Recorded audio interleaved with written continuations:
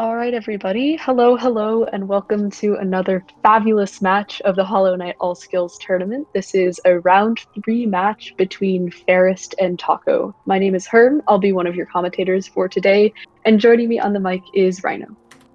Hello, everyone. Good to see you all. So we will be setting up, counting everybody down.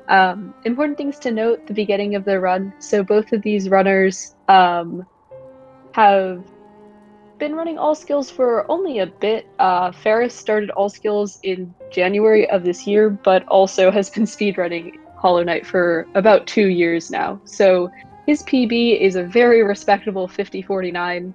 And then Taco is also quite new to Hollow Knight speedrunning in general, and his PB is a 58:30. So we will see in the end in this tournament anything is possible. A death can happen in many places, but hopefully we'll see great play. Oh, holy cow. We'll see great play from both players. My phone just decided to be really loud for a second there. Sorry about that, chat. You gotta hate when that happens. I'm currently, so it looks like Pharest is ready. Okay, Taco is typing. Looks like they'll be ready in a second. But yeah, on the topic of Pharest not running this category for a while, and I believe he's one of the other people in this tournament from the community who, like you said, already a very good established runner that just started running all skills for the tournament, I believe. So anything could really happen there. I know Pharest already has a 33 in any percent, which is a very coveted time in the community. Yes. So definitely a skilled, experienced runner. But it looks like both runners are ready. So I'm going to go ahead and count them down. Yes, so we'll be counting them down. Important note, this is a patch 1221 race, which is the speedy patch for pretty much all Hollow Knight categories. We'll be pointing out the differences from the current patch of the game there. We also run in simplified Chinese, which one of my dear frequent commentary partners, Virgil, is fluent in. So if she's in chat, maybe she'll point some things out, but it's just the language in which text scrolls fastest. So that's sort of our setup, and then we'll see them starting here real soon once stream delay happens. Yeah, so I have given the runners the countdown, so we're just waiting on the delay now. We'll see when they get kicked off. I've said this before, but for like my first few comms I was doing, I would like count it out loud as I was doing it, and I realized, oh, it's really anticlimactic because there's like a 30. So like maybe I just stopped doing that entirely. Yeah, with all the stream delay and stuff, that was something I had to learn as well. Yeah.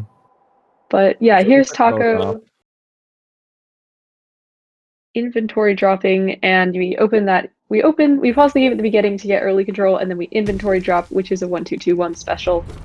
It uncaps our fall speed and cancels hard fall animation. So real nice. We are here in King's Pass. They will sort of be hopping around this tutorial area. We'll probably see a sync from the folks at Speed Gaming here, and then when the first runner gets to the door, we will tell our first knock-knock joke. And yeah, just to note that the inventory drop mechanic you explained there, that's something that viewers can expect to see very frequently throughout this race. We use it in a lot of different places, as you said, to fall faster and to avoid hard falling. So if you're ever wondering why the runners keep opening their menus, that's the explanation there. Yes. Okay. 52 Rhino, out of Taco. Speedy. Who's there? Delicate Flower. Delicate Flower who? Oh, I'm sorry. The knock destroyed it. The delicate flower is quite delicate, and knocking on doors is not going to do it any favors. I like that. That's a good one. Yeah, that's one of my favorites. As always, shoutouts to Sloran for writing 26 of these for Virgil and I, which we have shared around with some of our other commentary partners. Yes, much love to Sloran for those. And now they're going to head into Crossroads. Yeah, so 1:15 into that well is a pretty good fast standard time from both runners.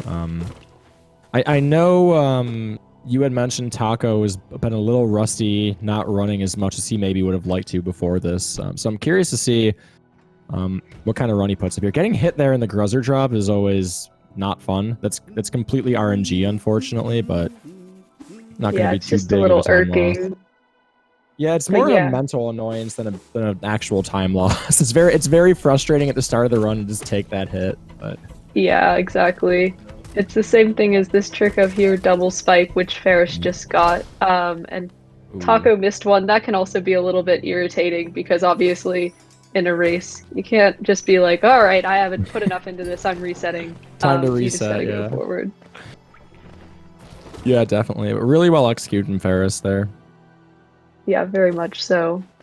Yeah, this VS split has been essentially made optimized down to a science and very practiced, as you have to do it at the start of every single run in pretty much all the categories. We, like some of the other categories, will not see a full kill of False Knight here. We're just sort of gonna hit him through one cycle and run away to get our first spell.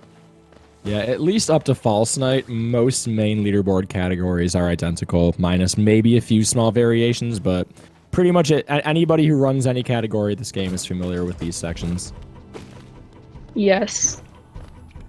And so, yeah, we'll just be heading over there, sort of going around and over these enemies, but it'll be very quick. As Virgil said, commentating the last race, we're gonna just sort of high five False Knight and say goodbye. But we do have to high five him 13 times to knock him down, and then 8 times once his squishy head appears. Some RNG here as well. Pharest got decent RNG there. He got a backwards jump and a forwards jump. Taco also starting with a back jump. And 2 back jumps. It's probably the worst RNG you can get, but handles it very well. Not too much trouble there. Yes. And as we can see, Forrest taking that Devon-Tedded shortcut. Team Cherry understood that some players might not be equipped. I tried to take that shortcut in my first playthrough, but couldn't find it. And so I ended up beating the boss after 20 tries. I gotta be honest, I didn't know that shortcut existed till I started speedrunning. I had no idea. Yeah, I just couldn't figure out how to make it happen, but thankfully it's easy to learn once you know how it works. And there's VS for Forest. Yeah, 332. That's a pretty fast vengeful spirit really out of Pharest. Yeah. Taco, we'll see about a 340-ish, 340. Yeah, so about an 8-second lead for Pharest early on here. Yeah. And it makes a lot of sense with Farce, any percent experience. Absolutely. Such a veteran in that category. So yeah, going for the fireball, I don't see a lot of runners do that.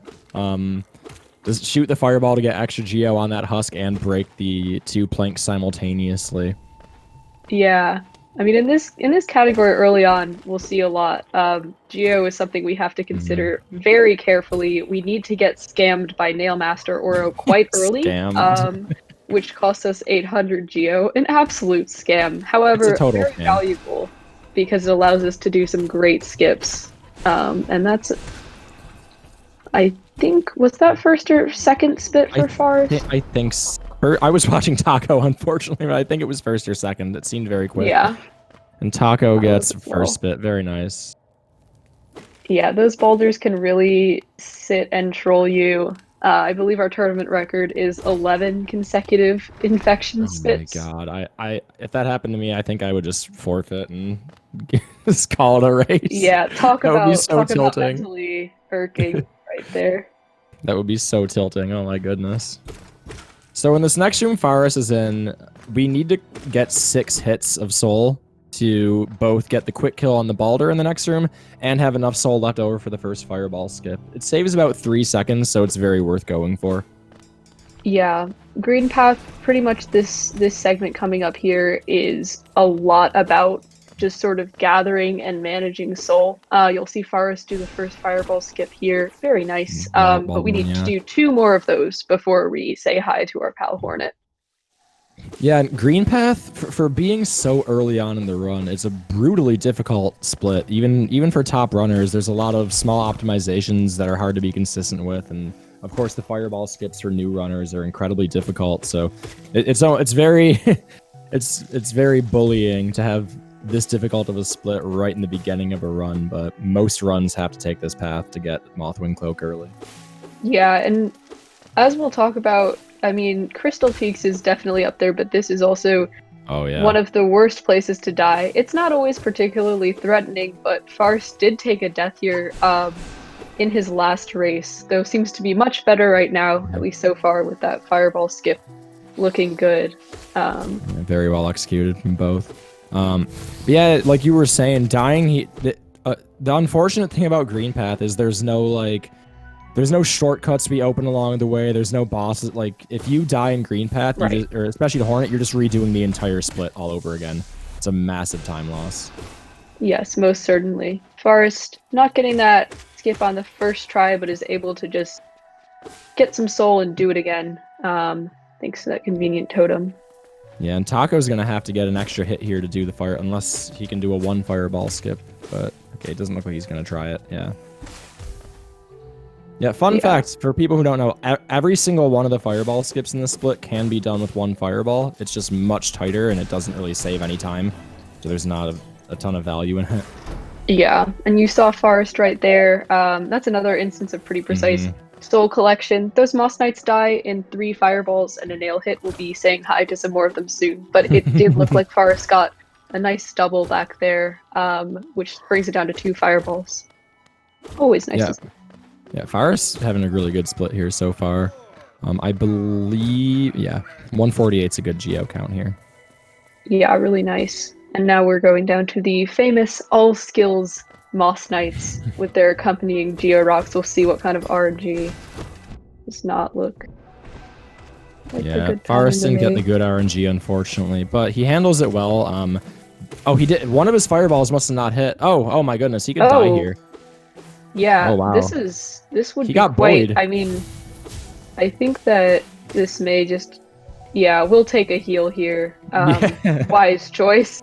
Not wanting to take a death to Hornet 1 for the second race in a row. And I think that's a good example of when, you know, if you're streaming on your own and going for PB attempts, you probably don't heal there. You just say, well, if I die, then whatever. But obviously in a race, we need to be a bit more careful about how we choose our engagement. So really smart of Pharest to take the heal there, even though it loses soul. Yeah. Taco gets much nicer knights, by the way. Oh yeah, nice Taco. This Hornet fight is very based on sort of getting in those hits, getting that pattern as quickly as possible, and bullying Hornet as much as you can. So taking a heal can be a little disruptive to that rhythm and to your speed. So yeah, absolutely. Good fight from Pharest there. Yeah, he did well. He didn't need to heal, but I'm personally very glad he did, just in case. But about an 804 Mothwing Cloak pickup, that's not too terrible, especially for a tournament type of setting. Yeah. Taco dealing with it. He had 3 HP coming in, it looked like, unless I missed a hit. Yeah, I believe so. And so now Pharest will be heading into the Fungal Wastes, where we grab our Mantis Claw. We'll be doing a whole bunch of inventory drops, and then heading on down. And looks like, Taco gets through Hornet just fine. We'll be able to get to Cloak. Yeah, Mantis Claw probably being one of my favorite segments, and I think most runners as well. It's a movement heavy segment early on, and there's very little, if any, RNG at all. So it very much, it feels very much like it's in the runner's hands with not much that can get in their way of doing something poorly. Even tricks like E-Pogo and Mantis Pogo have very, very consistent setups. So I love this segment. I love watching other runners do it. Yeah, it's very cool. It's one of those things where since we don't yet have a wall jump, we're able to slide down those walls and just move in really precise ways. And it looks like from Rixian, time update, they are 41 seconds apart at the Cloak split, with Pharest making a 29-second gap open up in Green Path. Yeah, that's a good Green Path in Pharest. Not much else to say about that. For sure. Yes. So coming up to E-Pogo now, I'm curious to see which variant of E-Pogo Pharest goes for. There are so many. There's so many now, and we're just. I think Murray, another runner, also posted a couple more in Discord today. Oh, Pharest goes for the Murray Pogo. Very nice. Yeah, Wii Pogo. Goes for Wii Pogo. It's a very swag strat. Friend. Yeah. I haven't learned that E-Pogo yet. I think it doesn't. On top of that's bad from Pharest actually. Taking a hit there is gonna throw off his. What a save! Gets Oh it. my goodness. That was a good save right there. What a Really save from clear. Pharest. I mean, that's Yeah, just to show. That's adaptability right there. that is Pharest experience coming in right there. Because I don't know how I would have saved that, to be honest. Like, that was really, really well done. Yeah, I mean, it's just showing what it means to be a veteran, like having Yeah. seen probably every situation under the sun and being able to say, okay, even though it's crazy, I've still done this before and I can pick it up. Yeah, absolutely. And I've often said that you don't really know a category until you know all the ways that everything can go wrong. And Yeah, that's an example right there. And Taco doing the standard pogo, very nice. the very nice consistent setup. It's what I'd say probably 99% of runners go for. Getting it Yeah, first try is nice. always good. And now Forest will be heading through the going room again and No. towards Salubra, hopefully not making the mistake of autopiloting to VS, which happens quite rarely, but is always hilarious. There's Some also the joke this is autopilot of VS too. There's also the autopilot of going back down to Manus Claw for a second time, because why not? I have definitely done that in my time running. Yeah, unfortunately, Taco had to go around on Mantis Pogo, but Pharest making his way over to Gruzmother. We want to go into this fight with 6 hits of soul, so we can start out with 3 nail cancels. There's 1, 2, and 3. 6 hits of soul, and then the 3 nail hits we do give us the 3rd fireball. And then from there, it's 6 hits on Gruzmother for a nice quick kill. Pharest does it textbook. And we'll see. We'll now have an assessment of Forest's janitorial skills, as he must clean up Gruzmother's 8 children. That's a great cleanup. Yeah, really, really nice. So now we can head over to Salubra and buy our favorite charm as speedrunners, which is the Shaman Stone. It massively beefs all of our spells. The only charm we use this run, and it is super, super good. Yeah, it's super useful. It on top of making all of our spells do a lot more damage, it also makes things like Vengeful Spirit and Shade Soul much bigger, meaning it's easier to get doubles, it's easier to hit things. So a very, very valuable, cost-efficient charm for what it is. I mean, Yes. it's very good. And Forest taking that intentional death, unfortunately, it is not out of any sort of desire to even up the race by dying. This is for the shade skip you're seeing right here. Pharest Does having a little get trouble, a little though, yeah. trolled, yeah. There but is we go. able to get it on that sort of second go around and won't lose too much time heading into the Blue Lake. And then Taco is going to beat up Gruzmother now. And Taco also having a... Oh, there we go. Good kill. Yeah, real nice. We will also see Taco's janitorial skills now, too. Yeah, Bubba Roo pointing out that it is really, really common to die just outside of Salubra's shop. It's one of the most difficult areas in the game for speedrunners. It's really hard. I mean, I think even world record dies there. It's really difficult, so it's hard to expect anybody not People to die preach there. about a deathless run, but it's just because they want to ignore the pain of constantly dying outside of Salubra's shop on each attempt. Really, really difficult spot, but both our runners making it through here. So Pharest coming into city now. So this segment is all about just collecting the last little bit of geo we need before we absolutely get scammed for dash slash. Yes. Dash slash costs 800 geo. I don't know how much the other nail arts cost, but oh wait, they're free. Well, they're free. They are free. Oro as they should be. His nail art out of the goodness of his heart. That's Chio right. gives you his nail art at the cost of what's presumably a painting lesson. And I said Oro, I meant Motto on the first one. And then Oro scams you by charging 800 geo. However, as somebody pointed out earlier in chat, it is kind of worth 800 geo in this run specifically because of all the skips we can do with it. But in a casual playthrough, or in my casual playthrough in which I did not even know how to use the nail arts well, it is completely useless. I didn't know how to use nail arts or spells, really, to be honest, in my casual playthrough. Yeah. This is the gorgeous husk. I am personally of the persuasion that it is, while it is not gorgeous, it is very rich, and that is a gorgeous thing for us, because we can pick up the very dank 420 geo, and now head over to get scammed by Oro. Probably we're going to be farming some hoppers along the way. We usually do, to get to that 800. Yeah, you'll see most runners farm the first 2 rows of geo. Even if runners have a lot of geo and they don't need the second row, you'll see most experienced runners go for it anyway, because shortly after this segment, we're going to need another 300 geo to open up King Station's tag. So it's better to just get a head start on that geo early, which you're going to need anyway.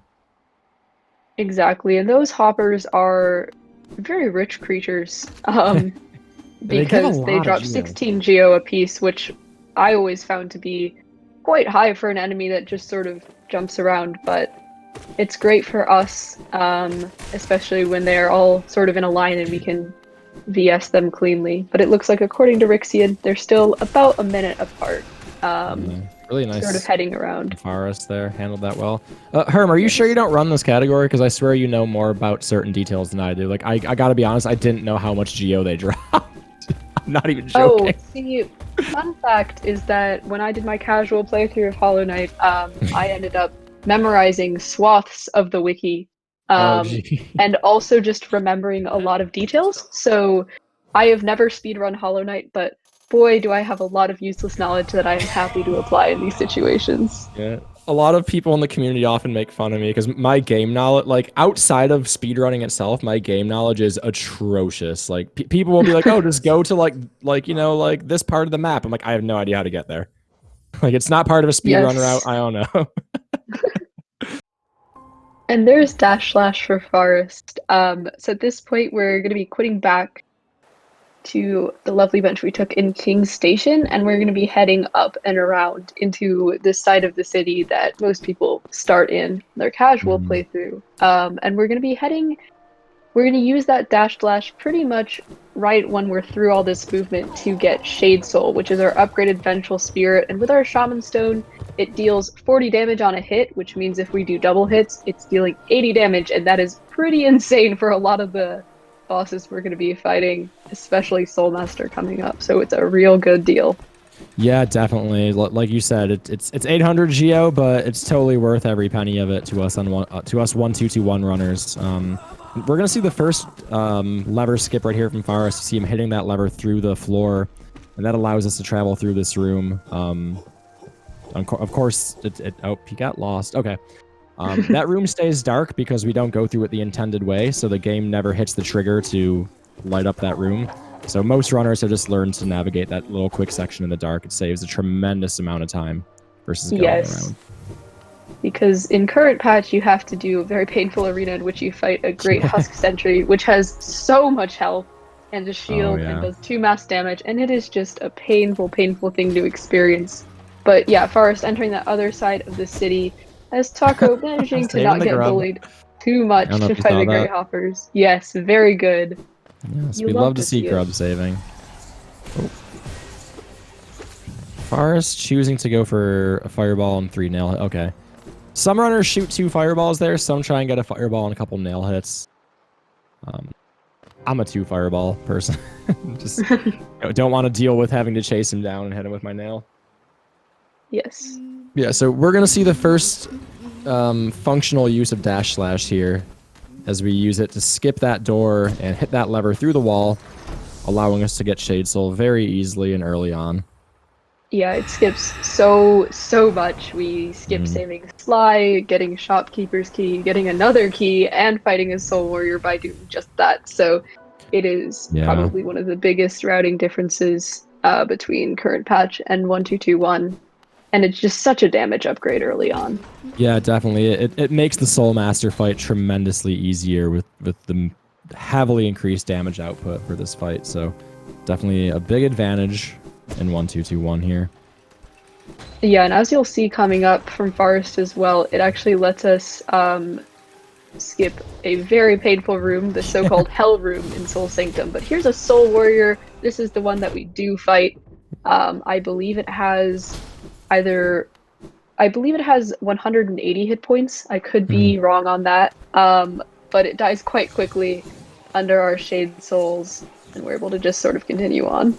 Yeah, I don't know the exact number of health it has, but I know it's 4 fireballs or Shade Souls and 4 nail hits. Usually runners get double hits, so fire 2 fireballs that Yeah, double. that's exactly the 180. I Cool. did it. Yeah, See, this is my speedrunner game knowledge. I don't know the numbers. I just know how many hits. exactly. And Virgil remarking in the chat that in simplified Chinese, your nail is called something that translates directly to bone screw. So Bones. apparently, we are beating up all of these bosses, gathering soul with a bone screw. I think that's pretty metal. I like it. Right? We're gonna Yeah, see that's Pharest great. here shooting 2 fireballs. Oh, and he gets a double on the first one, and he broke the soul jars open too. So I would expect this fight to be over very quickly here. Yeah. Yeah. For a boss that gives a lot of people trouble casually, this fight is comically fast. Just on the Yeah, basis of definitely. having so much more damage. Um, and it seems Taco's entering Sanctum now, so they are approximately like most of a Sanctum apart, though not quite, as unfortunately picking up this spell, Desolate Dive, after Soulmaster's second phase does hard save us, so we need to make our way out on foot. Yeah, Pharest here. Might start shooting fireball. Yep, gets a hit there. One more should do it. Good fight from Pharest. Nice. Yeah. Yeah, there's a bit of RNG in the second phase there, depending on how many dives Soulmaster decides to do, if he decides to fake you out. But there are things that us runners know how to do to mitigate a little bit of that RNG, and Pharest displaying it really well there for a nice quick kill. Yeah, excellent work from him. And yeah, there's the sync. So they are one spell pickup apart. With Taco grabbing Shade Soul and Pharest grabbing Desolate Dive, which is going to be pretty important in that while it's not, it does pretty decent damage, but we're not going to be using it for damage because we have a great Shade Soul. But we will be upgrading it, and it'll be our bread and butter against the Water Knights. Though right now it's mostly a movement item. It's going to get us into the next section, which is Crystal Peaks. Yeah, D-Dark does a ton of damage. It gives us a lot of iframes. You know, you'll see it used in pretty much every boss fight for the rest of the game. But yeah, mostly dive itself before we upgrade it to D-Dark. Mostly used for movement. And again, as you mentioned earlier, it's another reason that we don't need to save Sly in this category, because we can get into peaks without Lantern by diving in. Yeah, and that is a huge save of Geo, because Lantern is a whopping 1800 Geo, and that is part of the reason that we don't actually say hi to Relic Seeker Lem once in this entire category, because we don't need to. We have all the Geo we need from our existing farming, because other than Soul Sanctum, we spend very little time in this area of the city at all. I just wanted to point out real quick that little lamp pogo that Pharest did was super cool. I had never seen that before. Yeah, I was watching Taco, but good stuff. Pharest good on Geo here. He's gonna really nice. He doesn't need any more. That's really nice. It's so as a speedrunner, it's always an annoying feeling to dive through the glass in this next section here and have to stop and waste time collecting a little more Geo for King Station. So really good to already be over 300 for Pharest. Exactly. And we'll be taking that bench. That bench is why it is so terrible to die in Crystal Peaks, because we want to keep that bench until we save and quit back to it at the end of the peak split. Because it is very important. We want to just head right up and fight Water Knights. We don't want to delay or anything. And so if you die in Crystal Peaks, you're respawning all the way back there and you have a very long trip. Taco is on one mask against Soulmaster. Hopefully things end up fine for him. Okay, we'll be able to take a heal during that long scream. Yeah, getting a heal when you're on 1 HP there and you finish that first phase with enough soul to heal, it's kind of like a giant weight off your chest, just knowing, okay, I'm not gonna die on my next hit. I can breathe a little bit here. Yeah, exactly. Taco going for the up slash strategy. It's difficult to pull off, but it's personally my method of choice. We'll see what happens. Oh, 1 HP. But gets it, so in the end it is good to be picking up that dive. Yeah, sure is. Which does refill your soul meter, so if he wants to take another heal, he can. Right. And I would definitely expect to see Taco heal at least once, maybe twice here.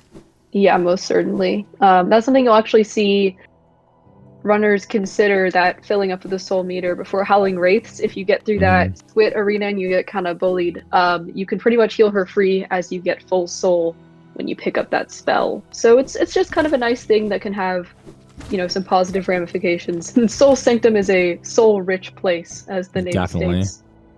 So it's no worries here getting soul back. Yeah. And it looks like they're closer to 3 minutes apart out of the Desolate Dive split. Yeah. So Pharest now heading into the other movement heavy section we were talking about not too long ago. Crystal Peaks. Most of the rooms here are very very little RNG, but very heavily cycle based for optimal movement. Yes. So it's a fun split to watch. It's a fun split to do. There's some cool tricks like Pogax and the super impossible to do underplat that nobody can even do. If we see it, we will be so lucky. Yeah, I know. Everyone in chat's gonna have to say woo if they underplat woo. Underplat woo. Going for Pogax here. Let's see. For the Pogax. Makes it look easy. Yeah, again. Really nice. It is a super cool looking trick. Definitely kind of a swag strat, but fun if you get it and saves a few seconds. So nice from Pharest here. But yeah, this is just all about staying on cycle, especially you'll see later, but coming up relatively soon in this split on the platforming to Crystal Heart. There's cycles that you really want to stay on to get through cleanly. Yeah, definitely. The entire Crystal Heart room is one giant cycle that as runners, we've kind of figured out very consistent ways to get through without slowing down, but it's still... if you get off cycle, the room suddenly goes from very trivial and easy to incredibly difficult and time lossy. Yeah, it is very much true. And so we'll be seeing that. Taco heading out of Watcher's Spire, feeling fine, having health, all that good stuff. Probably a good feeling. Good geo count. Good geo count too. And then here is this Crystal Heart room. You'll see at the beginning we use that dash slash as a fun air stall. And then there's a damage tank cycle that is faster, and then a damage list cycle, which is where Pharest is at now. Yeah, Pharest goes for damage lists. I feel like most runners in the tournament setting do go for damage lists, because unlike in any percent where we pick up Crystal Heart and save and quit out immediately, in all skills we still have to keep our same health all the way through a dark room, through Crystal Mound, and a couple other areas, the crushers, areas that it's very easy to get hit if you're not careful. So I totally respect runners wanting to keep as much health as they can here. Yes, absolutely. And first of all, underplat woo. Underplat Second woo. of all, I mean, most certainly, with that damage tank at the end of the split that saves, I believe, close to 15 seconds. Yeah, it's a massive time through save. The early control. It's just one of those things where, like, if Green Path is sort of the split where you're like, oh my gosh, soul management, this is the one where it's like, oh my gosh, health management. Absolutely. Because we also will see as well, and this should be pretty good for Pharest as an experienced runner, but something that really can give new runners trouble at times is a dark room that we have to go through since we do not have Lantern. That was some swag walking. There's swag walking. Yeah, that's a really nice walking storage. Yeah, so there's many different ways to go through this dark room. Pharest doing the optimal, which is just holding right and dashing the entire time with some very well-timed jump dashes. There are strats that are a bit safer where we just C-dash through the room, but they do lose a little bit of time. So most top runners you'll see doing the dash strategy. And then this is the crystallized mound. We're going to be climbing up here. Pharest totally good on health. Getting those nice pogos in, and then what you'll see is 7 hits on the shaman right here, and then we'll go in and break that wall, and then the 8th hit will be a dash slash, which will slide Pharest all the way down, causing him to damage tank and get early control. Yeah, that was an incredibly nice segment from Pharest. Yeah, really smooth right there. Yeah. Like, he got good crusher cycles, he got a good dark room, he got the swag wall cling storage, he got the pogo and crystallized mount. I mean, everything going right there. Yeah, really great work. And now, I mean, Crystal Peak, certainly a place known for its difficult platforming, but we're going to see some of the toughest stuff in the entire run right here, the Dream Nail cutscene. Runners will have to hop through various segments, and by various I mean one, because we C-dash the rest of the way, and then we see the secondary underplat. will be coming up here soon. But Yes. I remember I fell an embarrassing number of times in the Dreamnail cutscene on my first Oh no. playthrough because I had a Switch with a really severe Joy-Con drift, and it was Oh just, goodness. ooh. But that fall is intentional right there from Pharest. It just makes the seer show up a little bit faster, get back from her lunch break, and be willing to say hi to us. Yeah, and also because we use a loadless timer for this run, when we do have to respawn after falling there, it pauses the timer temporarily. So it's a little trick we utilize to save some time. Yes, absolutely. And then And this is we the get it. mini underplat. Nice. Ooh. Underplat to Electric Boogaloo. Very well done from Pharest. So now finally, we can save and quit out back to that bench we stored many moons ago, all the way back in Spire, after all this trouble. I figure that the seer goes into the dream world for lunch from the question in chat. Ooh, Taco got off cycle here. This is going to Yeah, be that is difficult what we to were save. talking about with being off cycle in this room. It can be quite brutal Yeah. because it's just very disorienting. You can't really see the lasers ahead of you as well. So it just is Yeah. sort of a lot of playing it by ear. But Taco's able to get through it. No underplat, and quite reasonably so on 2 Yeah. masks. So we cannot underplat Wu in this case, but able to pick up that crystal heart, and that's really what we're all about. I would absolutely expect to see 2 heals here from Taco, maybe even 3. Yes. The only reason maybe 2 is because we need at least 1. We need 3 hits for a spell to get into Crystallized Mound because we need to break the floor with dive. Yeah, and it's really up to him, as there is a soul totem out And there, there it but is, keeping yeah. that soul is nice. Yeah. Yeah. And here We'll are the see. Watcher Knights from Pharest. There's night 1. Yeah, bye. Goodbye. Thank you for attending. But yeah, so these guys are significantly easier than their any percent or low percent counterparts, in that we have Descending Dark and Shade Soul, but mostly Descending Dark, as they die in 2 3/4 Descending Darks apiece. And looks like they're being a little bit roly-poly trolly, but the slash is the RNG you want to be seeing here, and Pharest gets through it. Yeah, especially for a top runner like Pharest, D-Dark makes that I hate using the term free, but it makes that fight somewhat trivial. Just keep spamming D-Dark and live inside of your iframes. It does have to deal with some damage tanking, but yeah. That's true. Taco in a mound. Taco in the mound now. Good Dark Room. 4 HP stuff. here should be safe. Yeah, same as Pharest. Should be just fine as long as all goes well. It's pretty clean through here. But if you start getting tripped up, you can get a bit bullied. But looks great from Taco. We'll be able to go through and get that early control. And Pharest is beating up Lurian. Yes, more than 1 health. In his previous race, Taco unfortunately autopiloted into the early control on 1 mask and died. So I'm sure he's quite happy to be able to do that as intended on this go around. Definitely. Alright, so there's the first Dreamer. This next section we're going to see coming up from Pharest is one of the more technically difficult sections of All Skills Run, where we have to do a series of somewhat tricky acid skips using C-Dash. First being the Spike Tunnel skip, where we pogo this, where in the broken elevator room we pogo the spikes and dash through to skip fighting Dung Defender to get into Ismas.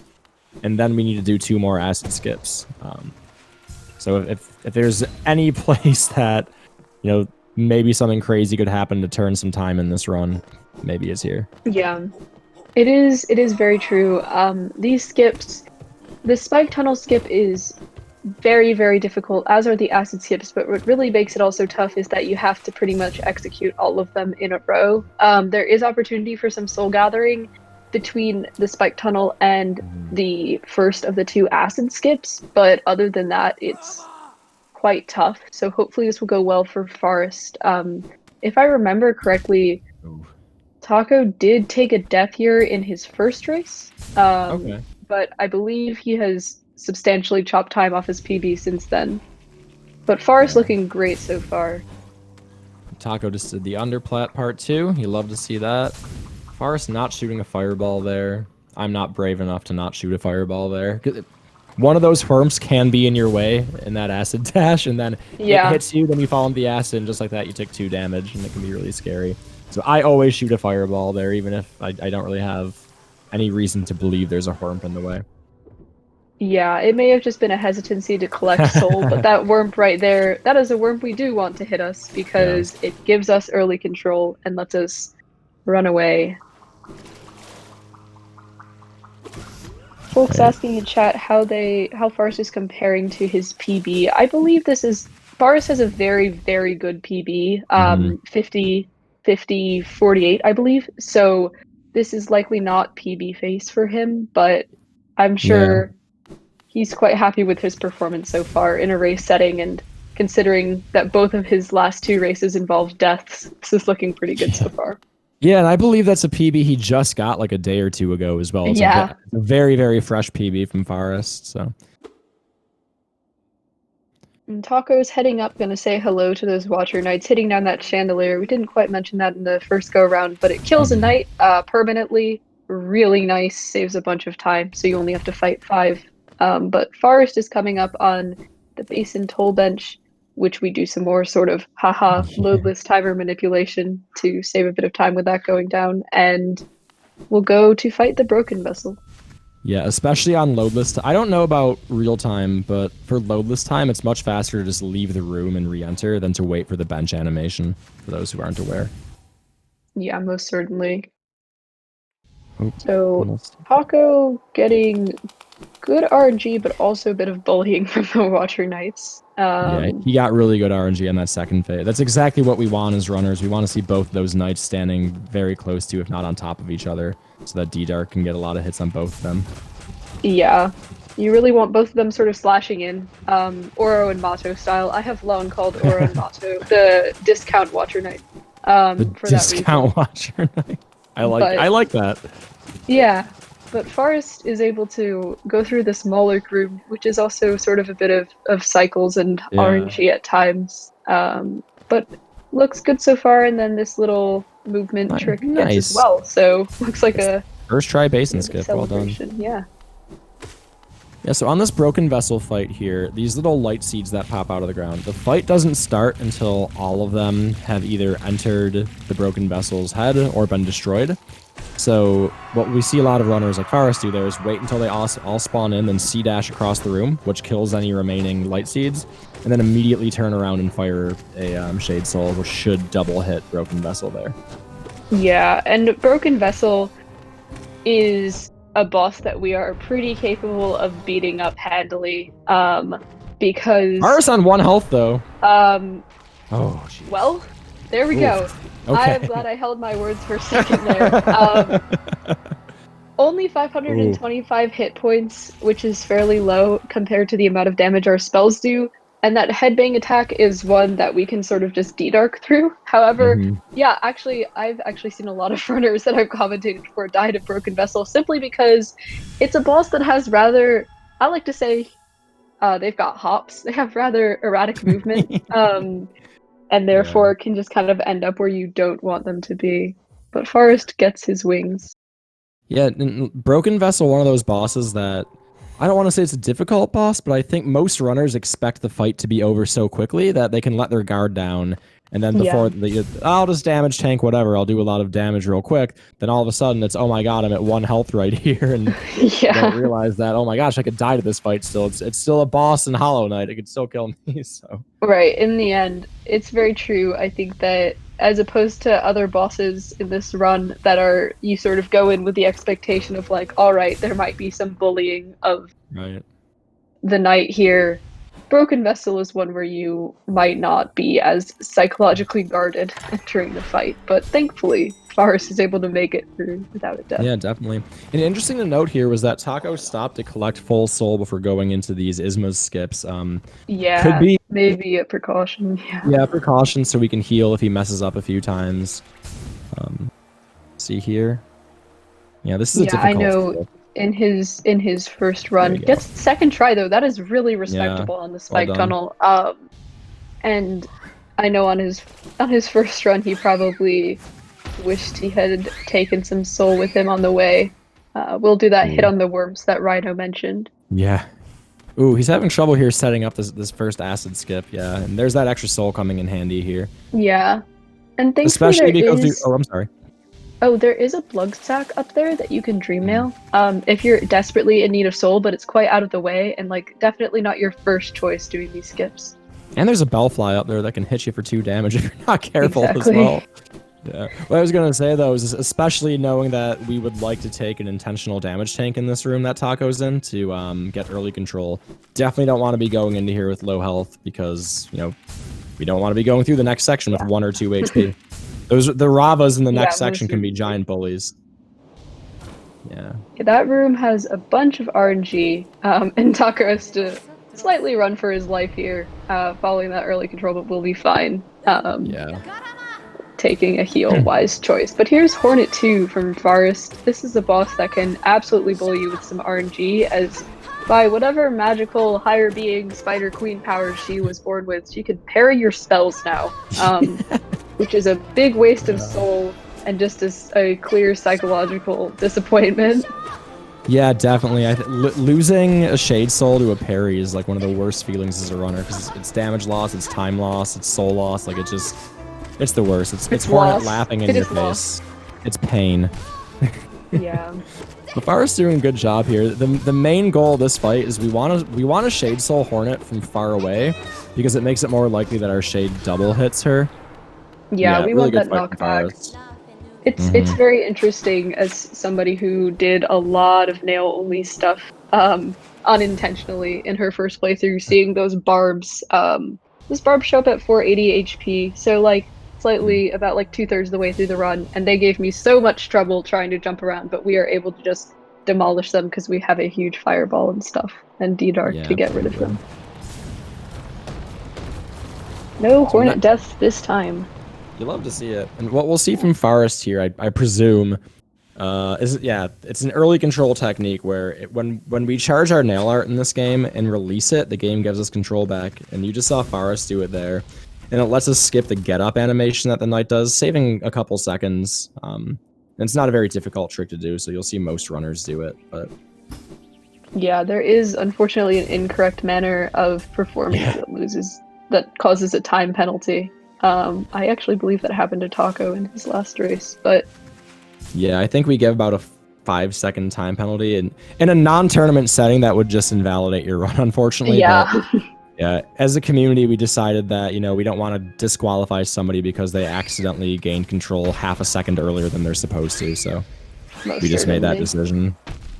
And Taco was having a bit of trouble over there with the Maulurks. However, that last Maulurk is basically a giant soul totem that you can beat up for free. Has I think I think you can do close to 30 nail hits on it before it dies with nail 0. So yeah, it's very tanky. But having a bit of trouble with base and skip here. May choose to go around if he doesn't get it soon.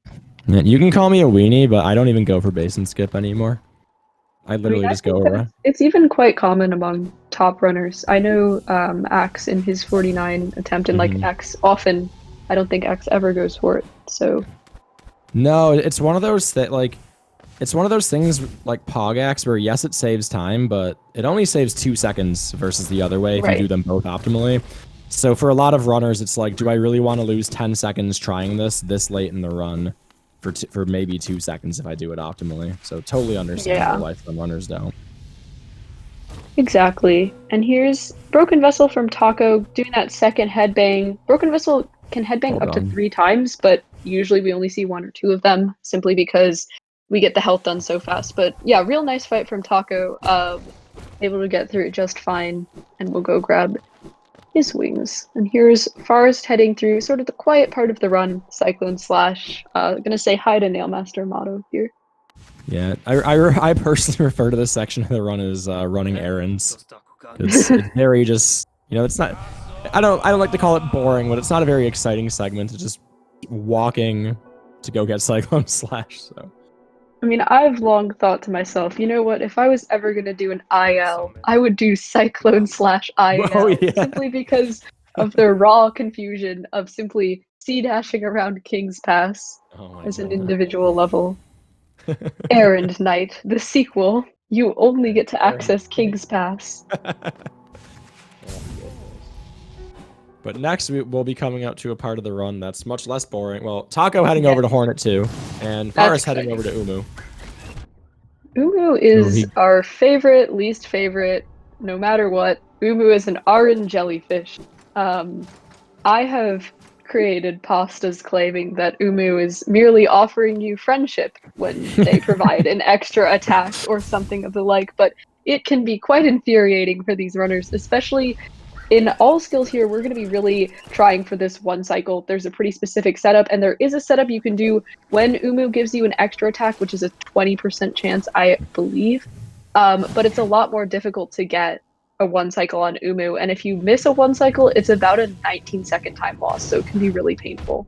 Yeah, and whether or not Umu decides to give us an extra attack is based on how much Umu moves in its previous few attacks. So, like, the game code is essentially checking, has Umu moved X distance yet, before it says, okay, now it's time for damage cycle.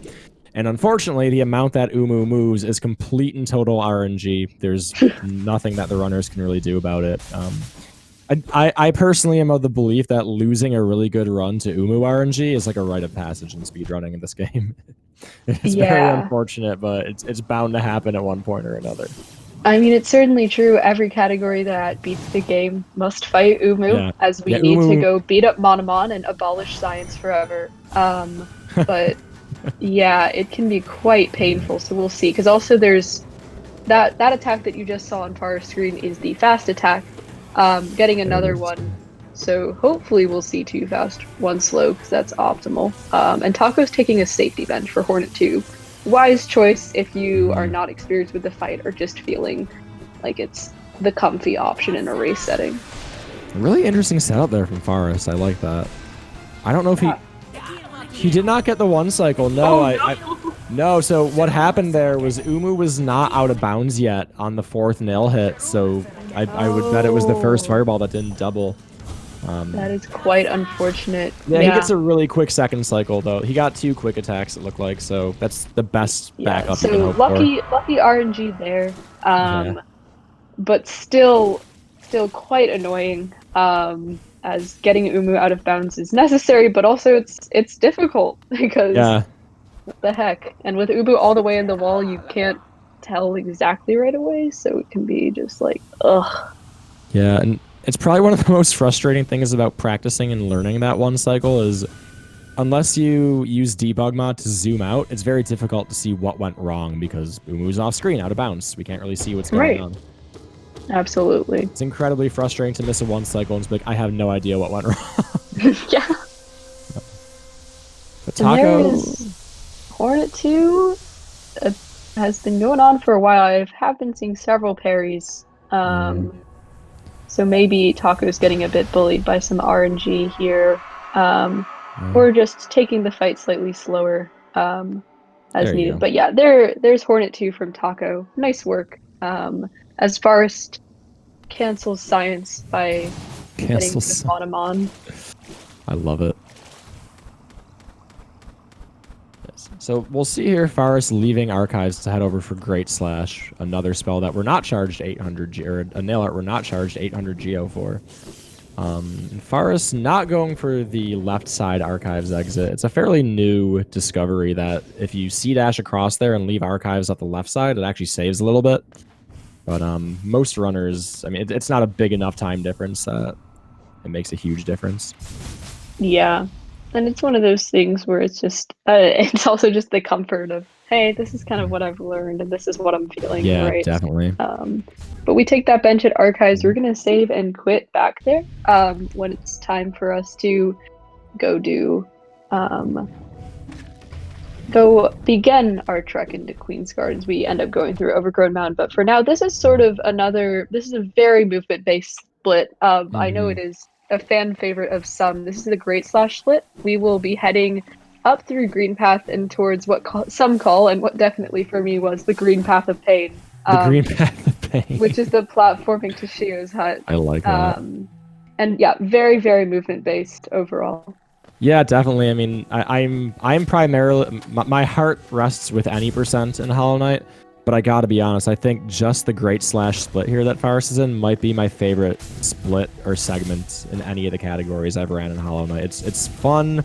It's very movement heavy. There's a lot of cool optimizations, and there's not really a lot of RNG that can kill the segment for us. So definitely, Yeah, as you said, a fan exactly. favorite. I think it's just one of those splits where, I mean, also you're visiting what is the favorite nail master of many, Hmm. Shio. You get a pleasant painting lesson.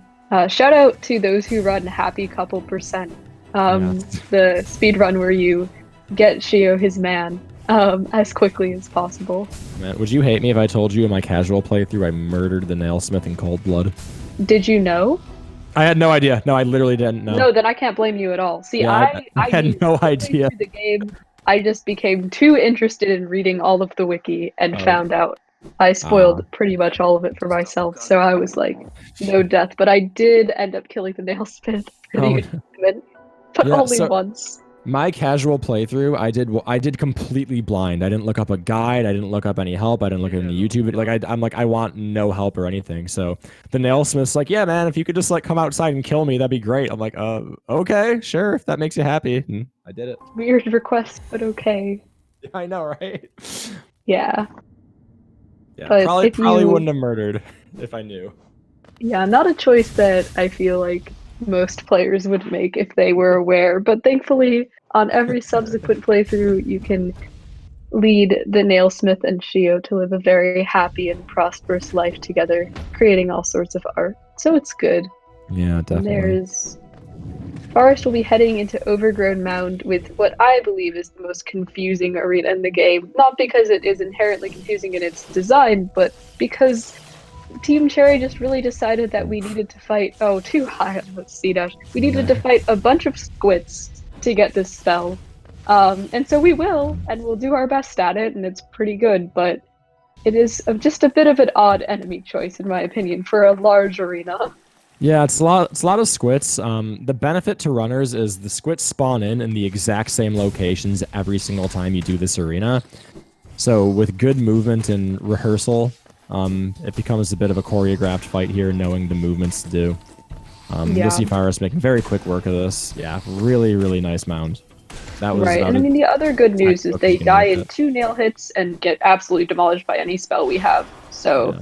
yeah, but still really good from Forest showing, yeah, showing the choreography right there. Yeah, that should be that mound that Forest just had should be saved forever and shown to every runner that wants to learn that mound because that was perfect. Yeah, really good execution right there. Yeah. And it is important to remember that Forest has only been running this category for about 2 months, Hmm. which obviously with his other Hollow Knight experience, he has quite the leg up, but is still so impressive. That's definitely not something you're doing in any percent. No, definitely not. Yeah, going into the Hera split now, which is a fairly volatile split. There's a lot of things that can hit us here, a lot of things that can kill us, unfortunately, including 3 dark rooms that we have to traverse. Yes, it can be really tough. And obviously, there are just a lot of things that can happen that aren't a death but are pretty cursed. For example, Definitely. upon arriving to distant village, you can take a Oh, fall, and have to do an extra dark room to get up. I have unfortunately seen that happen to two of the runners I've oh commentated. It no. was a very sad time. Um, but for now, we're going through Queen's Gardens. This is just sort of our fastest access point to Deep Nest, as it is in any percent. And so you'll just sort of see Forest going. But yeah, once we get into Deep Nest, we will be in the dark and going through 3 dark rooms. And it's just, you just really want to get them right first try because on the second go around, the spike floors have fallen out. You're taken back to the start of the room, and things are just somewhat less forgiving. Yeah. And to note, Taco on our other screen here didn't get the 1 cycle, but it didn't look like he was going for it, judging by the damage rotation he went for. He's 1 fireball away, I No. think. Yeah, there you go. Yeah, so still very smooth. Hmm. Yeah, I think Taco being a newer runner, not everybody goes for the 1 cycle. It's sort Hmm. of up to you when you want to learn it. But in the end, a very nice 2 cycle, good execution and everything. So will be able to. They're about 5 minutes apart at this point, but Taco, yeah, powering through it, and serious props to him so far for not taking a single death. Honestly, there's been just such significant improvement because when I first commentated for Taco, I believe he had 5 deaths in the run. So it just goes to show that even if he's a little rusty, he has put a ton of work into this category. And yeah, Pharest getting into Distant Village, no falls, no problems in the dark rooms. Yeah, definitely. And unlike any percent or low percent, we can actually skip almost the entirety of Beast Den, just like Pharest did by going up this little tunnel, which requires wings to get into. So, which is again why any percent and low percent can't do it. But that skips the entire trap bench animation. It skips having to go through the entirety of it, and lets us get right up to Hera, which is the only reason we're really here. Yeah, we are going to say hi to Hornet's mom, and when I say hi, I mean we are going to delete her from existence. That's right. We do not have time to stop and apologize to Hornet, which is unfortunate, but we will be able to leave her to sort of sit there and contemplate. I always give a quick condolence when I'm doing runs. I mean, I say it out loud. I just say, "Hey, Hornet, sorry I murdered your mother," you know? Yeah, I mean, the thing is, it's much better, in my opinion, than any percent, because at least we fight Hornet and get her permission in this category, as opposed to any percent where we're just like, we don't even see Hornet again, and we just sort of show up in Green Path, hey, gonna kill your mom, bye, okay. So this is a lot better. Yeah. Well, as long as we have Hornet's permission to do it, I guess it's okay. Yeah. I'm sure she understands. As opposed to the white lady who's literally like, you, go get the bad ending. That's what I want for you. You got this. That's right. Oh, goodness. Yeah. So that's the last bit of Geo we needed in this run. You only need 250 to get out of Distant Village here with the Stag Station, and then we're set for the rest of the run. But there's still some loaded. Yeah, I don't know how we got so much Geo, but it definitely helps. But all we have left are the segments in Abyss. We have Shade Cloak with the Sibling Climb, which is a highlight of that segment. And then a fairly straightforward split with Abyss Shriek. Wait, did I say Shade Cloak or Abyss Shriek on the first one? Either way, Shade Cloak. Yeah, you said Shade Cloak. Okay. Yeah, you got it. All right. That's why I need you to back me up here, because I can't talk right now. That's what team commentary is all about. Agreed. That's what team commentary is about. And then, of course, the Abyss Climb, which is a super fun movement section of this run that most runners really enjoy or hate. Here we go. Knock knock joke number 2 for the Abyss store. Knock knock. Who's there? Menderbug. Menderbug who? Mend your own business and stop bugging me. But thank you, Slorn, as always. Thank you, Slorn. I actually do not mind being bugged at all about anything at any time. Ooh, nice save from Taco there. Nice save, yeah. That single portion of those C-dashes was what deterred me from going to see Shio till the end of my playthrough. Oh, jeez. Oh, Pharest here taking a fall. That's really unfortunate. Yeah, now you got the giant mob of siblings after you. Oh, gosh. There's so many. Oh, gee. Oh, my lord. Yeah, and it's funny because we can take 3 hits here before we die, but even taking 1 hit just mentally is very nerve-wracking as a runner. Like, oh my god, like I just took a hit. Like, oof, I better be careful. And especially a fall like that can just be so brutal mentally as well, because Pharest was pretty high up already and then just sort of had to restart. So yeah, it's once again, it's showing that sort of that experience, that cool head that you have as a veteran, where it's like, yeah, I've seen it. Even if any percent is his main category, still just able to work. Yeah, definitely. And I often say that being a good speedrunner is just as much mental as technical, if not more. So really good on Pharest to stay focused there and not lose control. Something that can happen very easily there. Yeah, most certainly. And now we're gonna, Pharest will head over to Abyss Shriek at this point as Taco heads over to Howling Wraiths. So yeah, both of them are just going to be sort of C-dashing around for a bit, and then Taco will hop up and kill some squits. Yeah. Getting extra sil. Yeah, I always like going into this mound with three hits, so makes sense. Yeah, really nice. So we'll see what strategy Taco goes for here.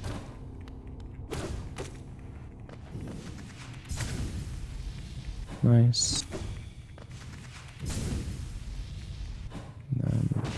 Yeah, Very Pharest well grabbing a done, bit Taco. streak. Yeah, really nice. Both Really well players showcasing skill in the howling race, but Yeah, yeah, very well this done. is a bit streak. This is going to be our weapon of choice against THK, the Hollow Knight, our final boss.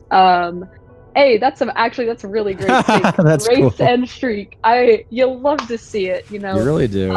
But Shriek with Shaman does it hits. Shriek is a multi-hit spell Hmm. in the same way that Dive is. But there are 4 possible hits, and each one with Shaman does 30. So at 120 damage, if you get all your hits in, it is a very high-powered weapon. And even though it's a bit awkward to use against a ground-based boss like THK, it is Ooh. just so much better than anything else.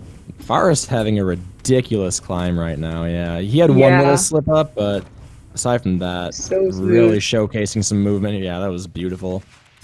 Yeah, this is one of the most popular individual levels.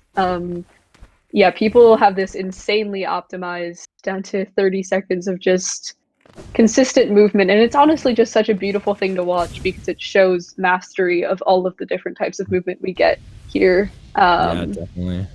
And there's that little warp. We do a nice little damage warp in 1-2-2-1 there from Taco.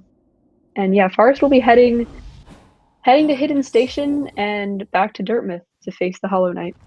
Yeah, and you were saying too that Shriek does so much damage, and a lot of people wonder, well, why don't we get it earlier? And unfortunately, it's so far out of the way Yeah. that it doesn't save enough time to be worth how far out of the way it is. In all skills, we need to pick it up just because of the rules of the category. We need to get all the skills. So for THK, if we have it, we may as well use it. Yeah, exactly. I mean, I know in the very early days of the true ending category, there was desire to create. Oh, that was a great Superman. Yeah, nice. Urge. There was desire to create a Shriek route, but it was simply too out of the way. You have to get King's Brand, you have to get Wraiths, which is also kind of awkward. Oh my goodness, this is hilarious. I'm gonna guess And Pharest isn't on PB pace. yeah, no, that's not something you do on Yeah. PB pace in the No, slightest, no. but considering that he's gonna surpass his PB in about 30 seconds time wise, yeah, that's a Superman night type of thing to do.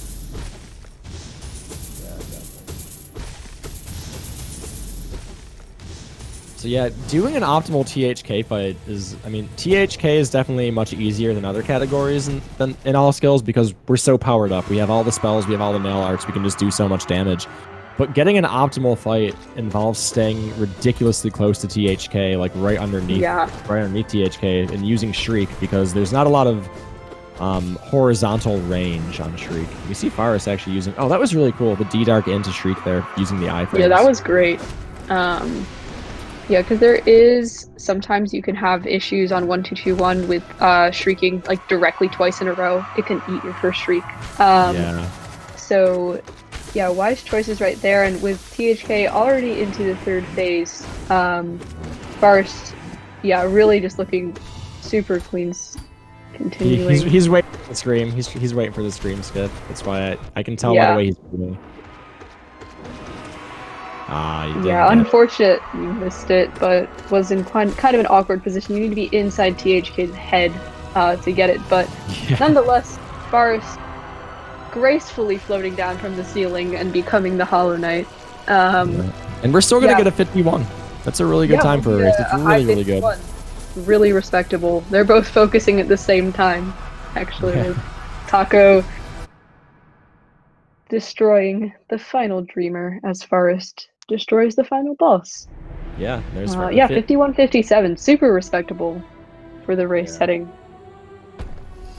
Yeah, I mean, honestly, in my mind, anybody who's under 52 for a race setting is just really good at this run and really understands. Very talented.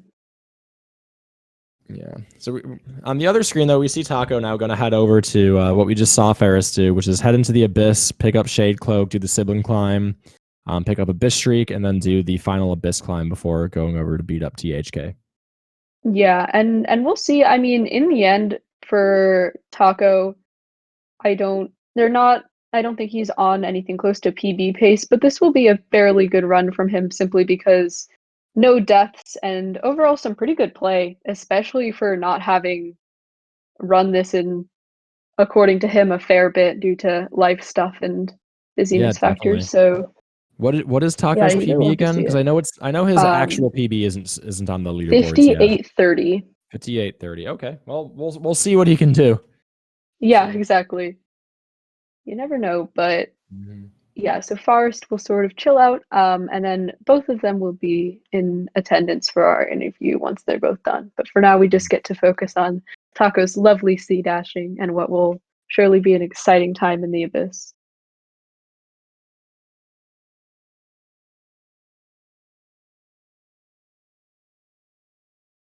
Is Taco on PB? Yeah, I'm not sure if Taco's on PB, but yeah. Yeah, if anybody in chat is interested in doing like a little research operation and finding his splits, I would be most interested. But yeah, I'm guessing not, but I simply can't be sure, as I have not watched his PB run Mhm. or seen the Nope. splits of late. So Yeah, his PB is not on yeah, speedrun right that is now. the other difficulty is that yeah, Taco has not uploaded a PB to Yes. speedrun.com in quite a bit. So finally, after a bit of filler, we do see Taco coming to the sibling climb here, which again really spooky because the siblings do 2 damage to us with every hit. So, oh, Yeah, there's as you one just saw. taking a fall. I have always enjoyed Quacksilver's expression of this, which is that the sibling climb is very momentum based. If you start out and you're Oh, feeling it geez. and you're like, I got this, it's good, but it can get really scary the second you lose that momentum. And thankfully, getting through with only one Oh, hit. yeah. Um, I I can see a question tell from from like, chat. what's up? Oh, that's just brief question from chat. We'll interview Forest once Taco's done. We'll interview both of them at the same time. Yeah.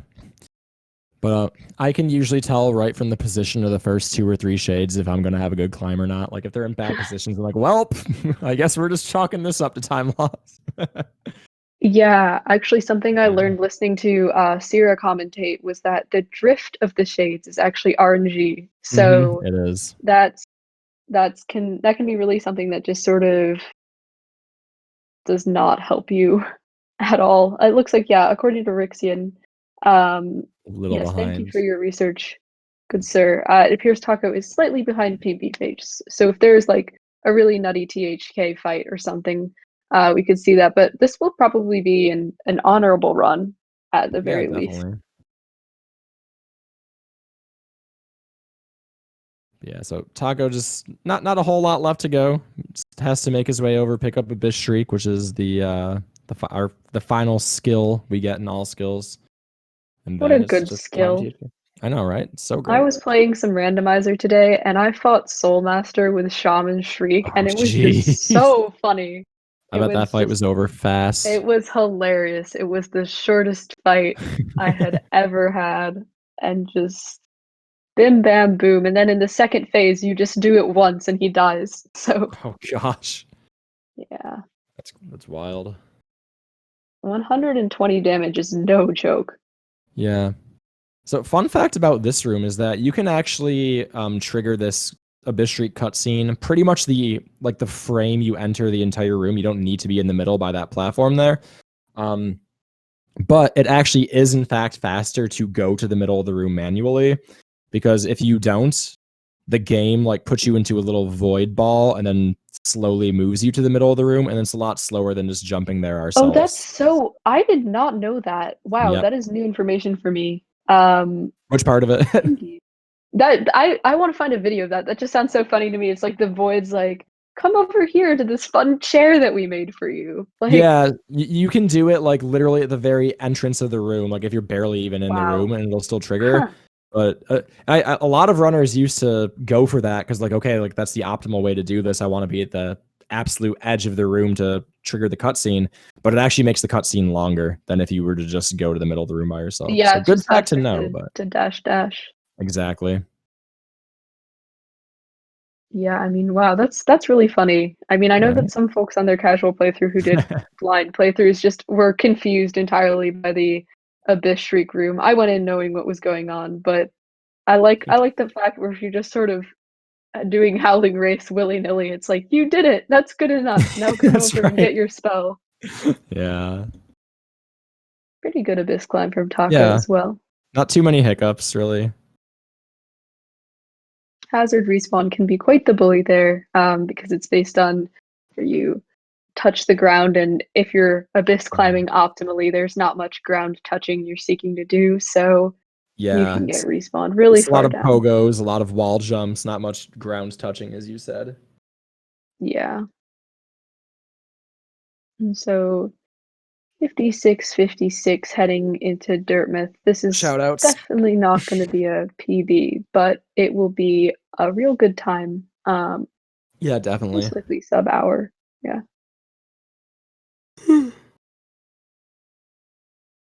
There's another instance of that nail art early control we just saw Taco do, where you charge a nail art while falling through the well there, and if you release it while falling, it stalls the knight in the air for a little bit, gives us back control, and it skips the hard fall animation when we land. Yeah.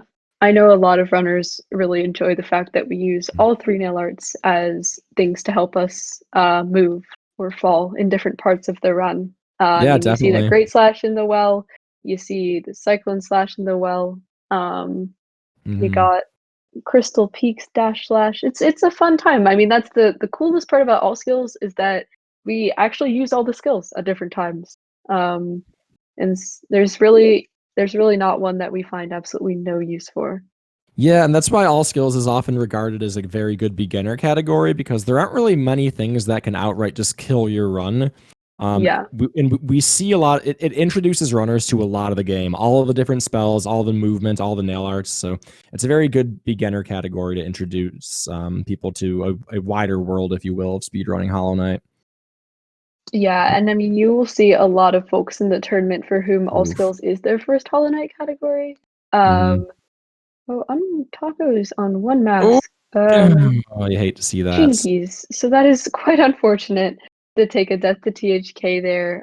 Does automatically respawn at the Black Egg bench. That's why we don't need to take that bench heading Mhm. in because you just kind of get put there, which is very sweet of Team Cherry to do. But we'll fight the Hollow Knight again, hopefully to more success this time, though if things go quite badly, I may need to go for an anti-curse and just be really mean.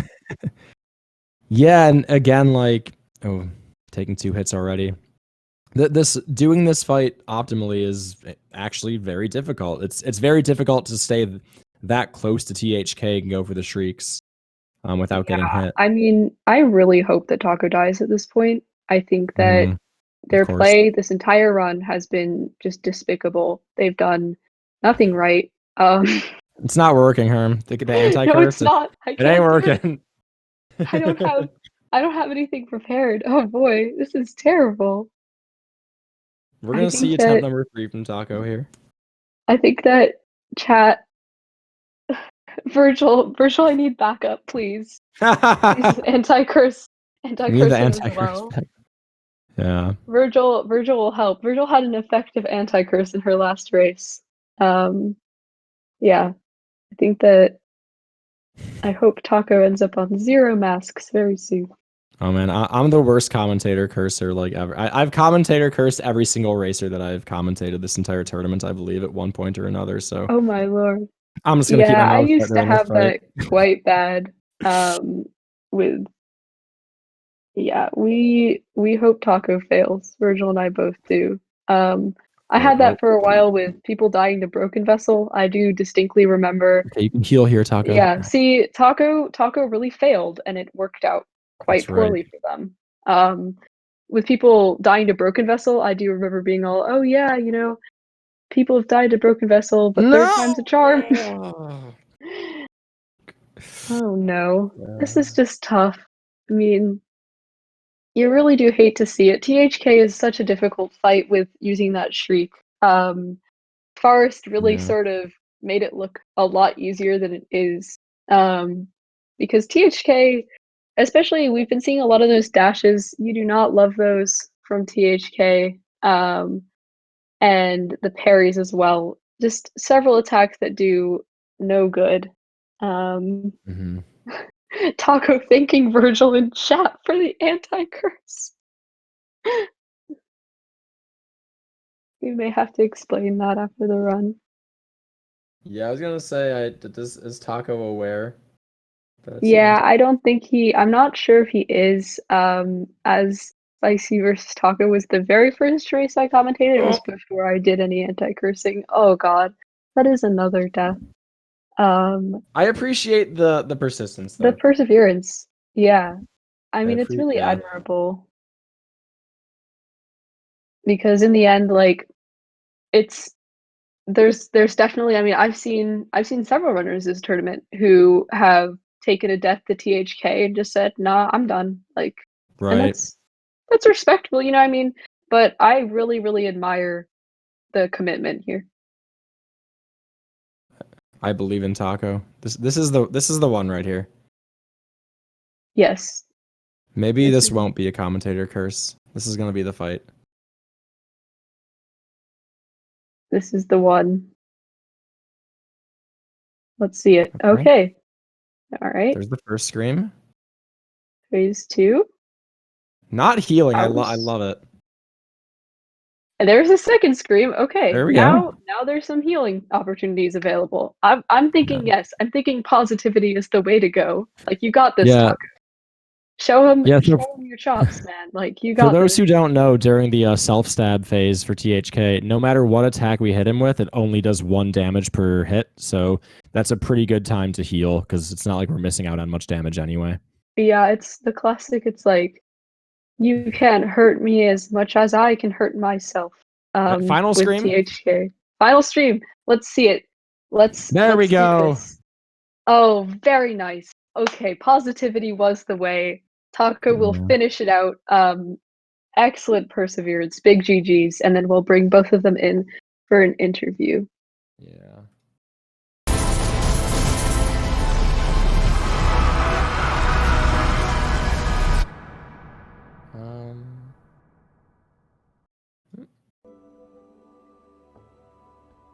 Woohoo. Okay, so yeah, So Pharest let's is in here, and then Taco should be joining in a hot second. Have to explain the anti-curse.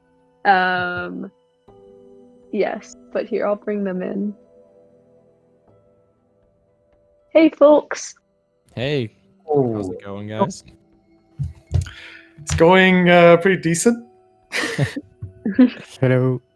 Hey, Pharest. Hey. GGs to both of y'all. Yeah, so GG's to both, and congrats to Pharest on the win. Is that a PB for you, Taco? Or... Oh, no. No. My PB is currently 58-30.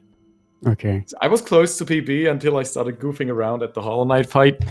For some reason, I thought it would be a fun idea to just not jump in the fight at all and only use Shadow Dash. That didn't really work out. Yes, But yeah, I think it was a lot of as fun. you saw from Virgil in the chat, that was not a message of hate. It was a message of Virgil and I trying to anti-curse you by being mean, ironically. I got but it. we I got ultimately that. found that kindness was the way. All good. Good. Yes. Yeah, so one question I always like to ask the runners, Taco, you were in chat, so I believe you were watching the race as well, but Pharest, were you watching the race, and did that affect your strategy at all, or affect how you approach the run? I'm not even watching at my splits, so no, I wasn't watching the race. Nice. And Taco, it looked like you were, in fact, involved watching the race and whatnot, and did that affect how you approched your run at all? Knowing, oh, definitely. Yeah. It changed the way how I stopped in the middle of the run to chat a bit. Sure. And also, I just saw how Pharest, he got ahead little by little, but surely enough, at the end, he was like over 10 minutes ahead. Pretty crazy stuff. So, very solid run, Pharest. Yeah. Thank you. Well played. When I was at Hornet 1 with 2 HP, it was the exact same situation than last time when I died, and I was like, no, not again, like, not twice in a row. You can't die to Hornet 1 twice in a row, like. Yeah, we were very scared watching that because, again, we knew that you died to Hornet 1 in one of your other races, so... Yeah, Probably. I was gonna ask quick, did either of you have any good gold splits, or have any, I guess, fast segments that you were really happy with this run? Not really. It was most of the time in the red for me because Okay. I try to be safe. Like in Sanctum, for example, I don't know many time I healed, and it was pretty much worth it because I got damaged a lot. But Sure. For me, in this... Oh, sorry, go ahead. And for Hornet 2, same. I played really safely because I wasn't feeling it, so it was better than dying. For me, basically, I felt it was a pretty good run all around. I didn't die until the very end, which is good. But I feel like where I lost the most time was because I just had those little optimizations that I didn't do. One part that was really good, I think, was the one arena with the annoying flies, where I just popped off a little bit. I don't think I've ever done that one in a race before. Yeah, we were talking about it. Both of you had both really, of you were really super clean. impressive. Yeah, your Wraiths mounts were really good. Especially, Taco, your Wraiths mount was incredibly clean. Yeah, that was really cool. Felt really good.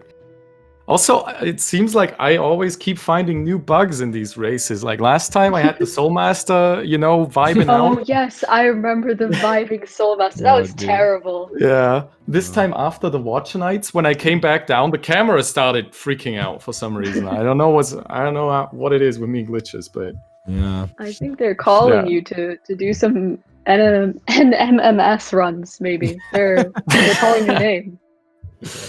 Maybe I should look into that.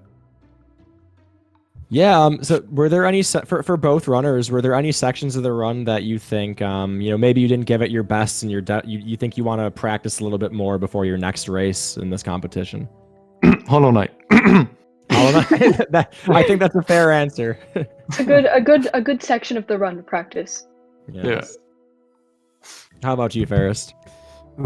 It's still Sanctum. I'm still having a lot of troubles in Sanctum, and maybe Great Slash too. I'm not happy with my Great Slash splits for the moment. Yeah, Great Slash is a very, very technically challenging split, so I can totally understand that. For sure. So from the chat, somebody wants to know, Pharest, are you reassured to return to victory? Yes. Very good. Makes sense.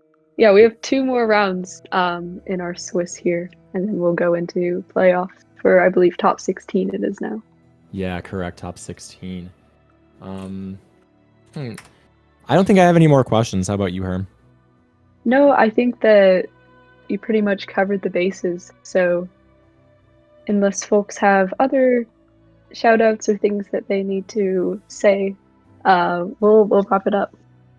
Yeah, before we wrap it up, Taco and Pharest both, are there any last words you want to say or shout-outs you want to give before we call it a wrap here? I want to give a shout-out to Sly. He's kind of a cool guy. Sly? Gotcha. Very good. Yeah. And how about you, Pharest? Anybody you'd like to shout out or any last words you'd like to say? Well, thank you, Taco, for the race and you for commentating. Oh, thank you too, Pharest. Thank you all for organizing this. Super cool. Definitely. Yes, cool as always, thanks to the Speed Gaming folks for putting this all on and making it such a great event for everybody. Shoutouts to 56 for the load normalizer. That's right. When in doubt, shoutouts to 56. And yeah, thank you to the runners and the chat and my co-commentator for being incredibly cute. Oh, it was a pleasure, Herm. It was a pleasure. But, yeah, and to both the runners, it was a pleasure to commentate, and best of luck to both of you in the rest of the tournament. Thank you. Thank you, too. guys. Thank you. Yes, most certainly. Okay, so with that, we will wrap it up here, and we will see you on another episode of Hollow Knight All Skills Racing coming very soon. Yes, have a lovely afternoon, morning, evening, everybody. Yeah. Adios. Thank you all. Take care. All right. Thanks. See you guys. See ya.